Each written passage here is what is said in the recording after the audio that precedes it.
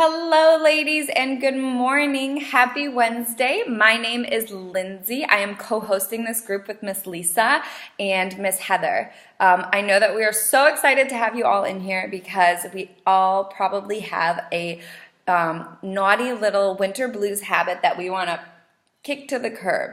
And there's no better time than that because it's the spring equinox, and as our group is named, we're going to spring full of happy habits so we can release what no longer serves us and just be badasses for the rest of the year. I'm down. So these next 5 days we're going to break down what a habit is and how to create a new one. Don't worry, ladies, because we have a worksheet, and participation is highly suggested because there will be prizes, and who doesn't love prizes to try and acquire new habits? So all good things around. Welcome, and let's get started. So what is a habit?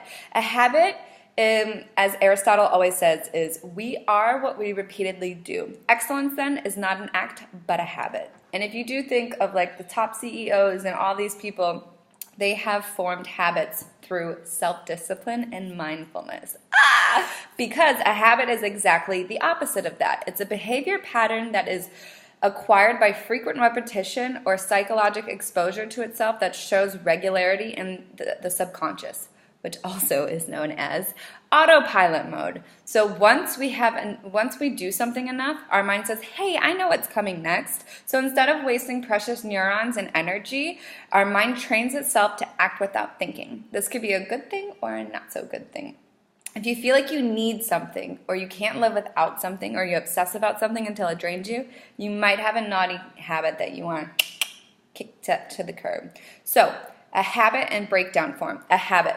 The first step is the reminder. What is the trigger that initiates the behavior? So if you were exhausted from work, it was a long day, then the routine, reminder, routine, the behavior itself and the action that you take. So once you get home from work, you pour yourself a glass of wine.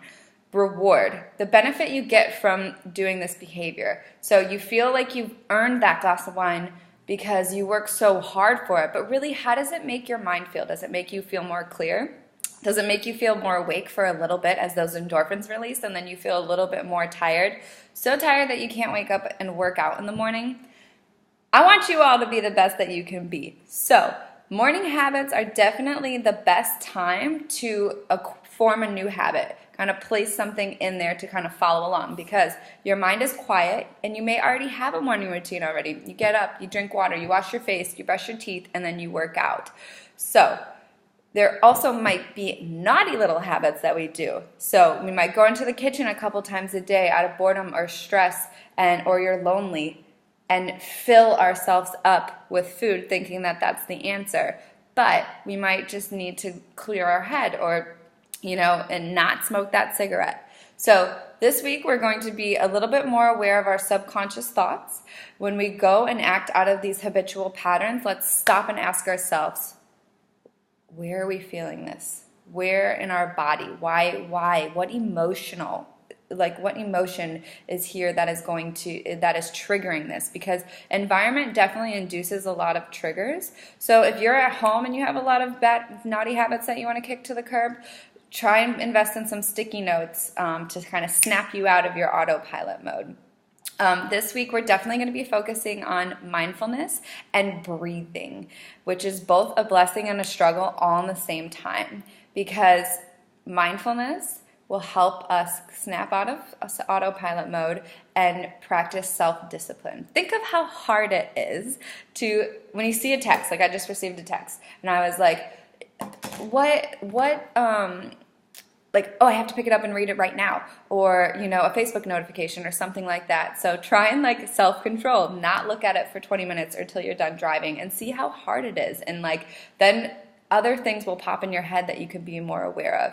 So the best way to relieve this go, sneaky subconscious attacks is by, when you catch yourself doing something, stop and breathe in through your nose, out through your mouth. Because once that happens, your shoulder